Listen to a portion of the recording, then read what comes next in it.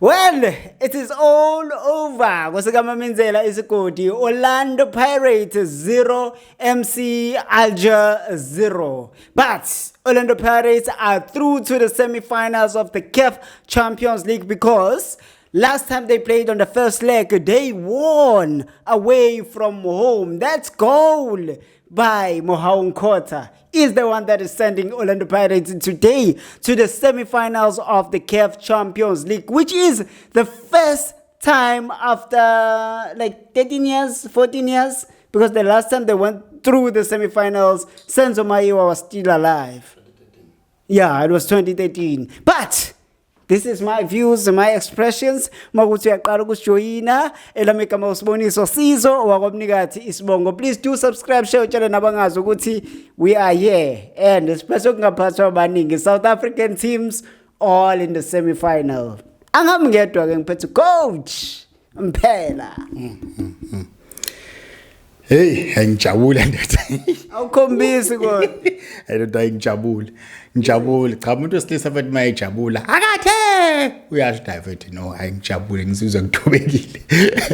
Hayi ngijabule mfethu bopha bhaka. Ubusipho is he happy la kodwa? Amngazi. Ongikhatha nabantu manje. Well, today was about Orlando Pirates, but maybe to throw into the buckets, also Stellenbosch have qualified to the semifinals of the CAF Confederation by defeating Zamalek at home by 1-0. A beautiful one that was. I want to ask his own daughter. Football gods are with us. I'm telling you, we were getting something here this year. Yeah. We're getting something. You remember when I said two or 3 weeks ago when I said, Mina, I want the final of Champions League between Sundowns and Pirate, and then I don't care who wins as long as the trophy will be here. And then because they will witness something that we have never seen, because the both teams will be celebrating the cup after the match. There is no one that will be crying. You will see something that we have never seen. So now I will be there at the stadium. My views, my expression, I will be there in Joburg. I won't be here. No, we will be broadcasting live at the stadium. I'm going to Joburg. While you're still speaking about football goals, yeah.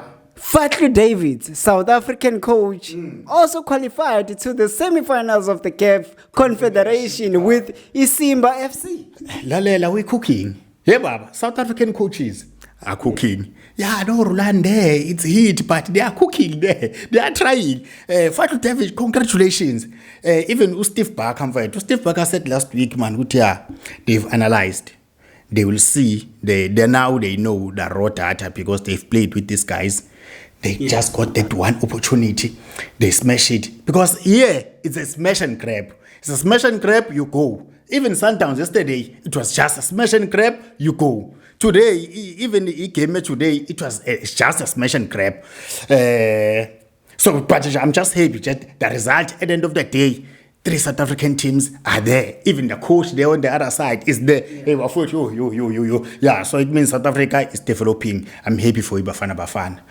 Watch the space. I'm happy for Bafana Bafana because God he's knocking. Yeah. Mbogazi will be in the AFCON. Mbogazi will be in June. Mbogazi will be in the AFCON. I'm telling you this now for free.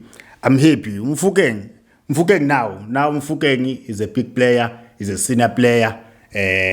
Everyone need to go and consult to Mfukeng. Mfukeng has grown. So the elements of him being a big player. Yeah. Big player. He is even having this attitude. He is bold. He is tiny, but you could see that man. He has that lion heart. So I'm very happy about him. Special thanks to Coach Riviero there. Yeah, the tactical discipline. Yeah, those are my coaching.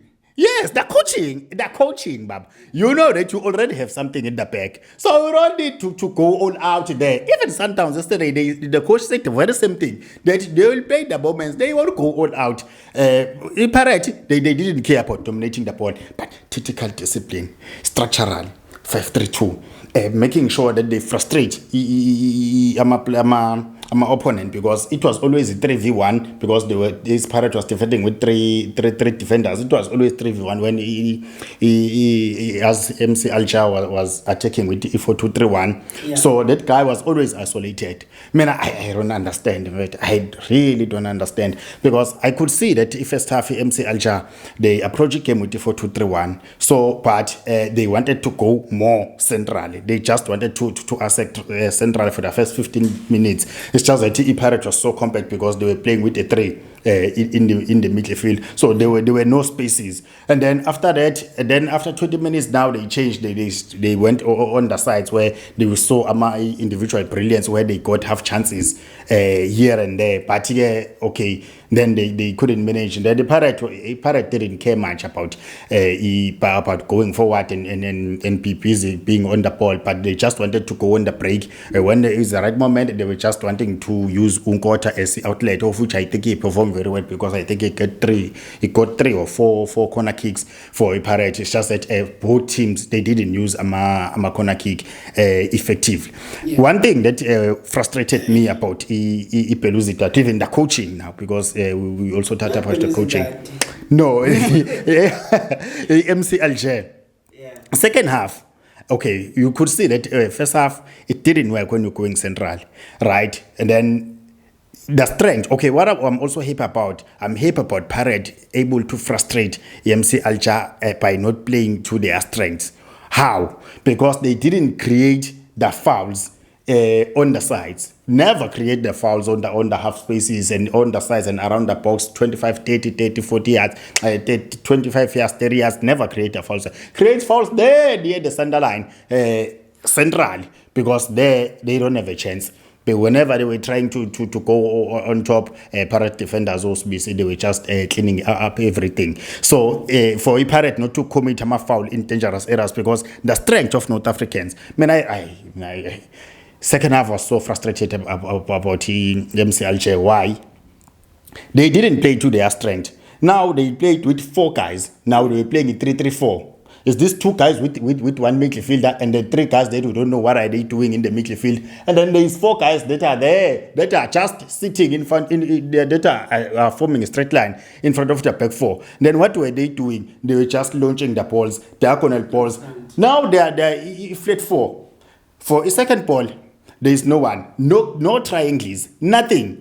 You have possession, but you can't use the possession, because Pirate was playing a low block. So if Pirate is playing a low block, what should you do when? You need to be patient on the ball. You play a combination. You move the ball from left to right. You go to wide overloads, so that you can create 2v1s, and then you go and then you cross. You get set piece. You get corner kicks, or you cross to the box, and then you capitalize on the second balls. But MC Alger, now was just launching the ball to number 9. Yeah. After that, no second. You don't even see the intention. No telepathy, no combination. The only combination that I saw it's when the beginning of second half on the left, where they just got him with that penetrative pass, where they got behind the defense, and then after that it was just the one where that player dived.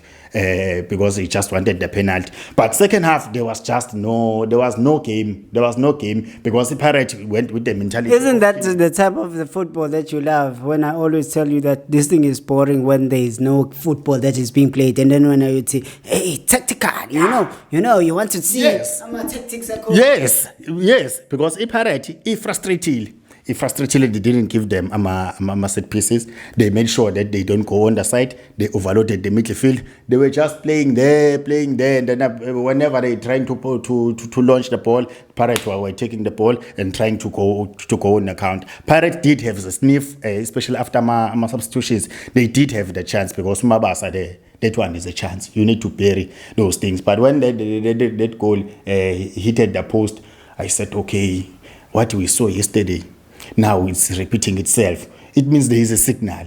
And then I was having the hope. Now we can see the history is repeating itself. So there is no way that Pirates will be losing in this match. But unlucky for Umabasa, but good substitution. Umbata, he played very well. I'm also surprised also to Umakaula today. He was able to go for the whole 90 minutes, of which he was very effective here in the midfield because MC Alger didn't have the midfielders. Yeah. They just have the back four, the back three, and then they also have number 9. Or maybe two wingers. They didn't have the midfield. They didn't control anything. The Pirates, most the second half, they were just managing the game because the second half they just went to 5-4-1, especially when Umabasa was in 5-4-1, and then whenever they're doing a goal kick, they will just go long, and then they will try to play on a second ball. But the Pirates, they outsmarted Ilo Kuzan. They outsmarted MC Alger. MC Alger didn't have solutions. Even the subs, they didn't have his Kuzan. Before we close, it's crazy what you're saying right now about Maketleni Makaula, because it was you sometime in October who was saying Pirate does not have depth. Yeah. So when we go to the league, it's going to be when they are in the group stages, the knockout stages, and the CAF Champions League, they're going to struggle. But still, Maketleni Makaula that you were saying, Uguti, they will run out of minutes. They are still playing, and we league they are number 2. Nedbank they're on the semifinals. Yeah, you misquoted me because, man, I was not talking about the CAF. I was talking about the league. Even today, I'm telling you, Sundowns is going to win the league. Pirate won't win the league. So relax, man. I was talking about the league. I was not talking about who is going to win the league. Why are you throwing Sundowns here? We're talking about Pirates. Yes. But Pirates is doing well on the league as well. Okay, it's doing... only 3 points behind. 3 points? Hey, when the last time... The games in hand, those are... games in hand are not points. So chill, but let's celebrate Orlando Pirates. They are through into the semi-final of the CAF Champions League, and those are the good things. Congratulations, Mapakania, and hopefully they're going to the Nedbank Cup over the weekend with a smile on their face, and hopefully they perform very well. As the South Africans, City phambili ngewo nan ama grapes South Africa we can see even Amandukuzan because we didn't cover this, even Amachimbos they've qualified for the World Cup. Yes. So we're getting there, man. Opportunities are coming. We're getting there from junior ranks to the senior teams. So we're getting there. Will it be possible maybe in 2026 in the World Cup we see Uvitbom lapho kwibafana bafana with Mofokeng? Strong doubt, he's still a young boy now. Come on, man, he's coming. He's coming, but but you could see he's coming. He has been coming, but look players like Ombogas, they've been coming, but you could see the bar. Yes, the guy you could see, because I saw even White Boy when he's getting those physical guys, he crumbles. So he still needs to grow in the game. Not to count out Sabo Vilagaza or Shabalala,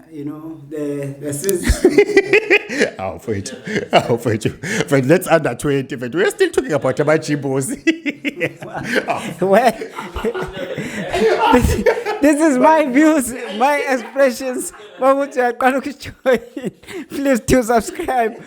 Share nabagazi ukuthi lezi intwana lezi abomfukeng abombokazi abowitbom nalezi lapho ku Stelis abonkotha aboshabalala omfundo vilakazi ophiri okhoza kweMamelodi Sundowns. So you might see these guys, all of them, kwi World Cup. You will never know. They are coming very well. But this is just about it from me. Namfana kumnikazi ukabelo gcotshwa abantu baqoqoqobe ehlakeni yadlemnyam kwayijolo rage yazonde impofu. Ingena phi impofu manje?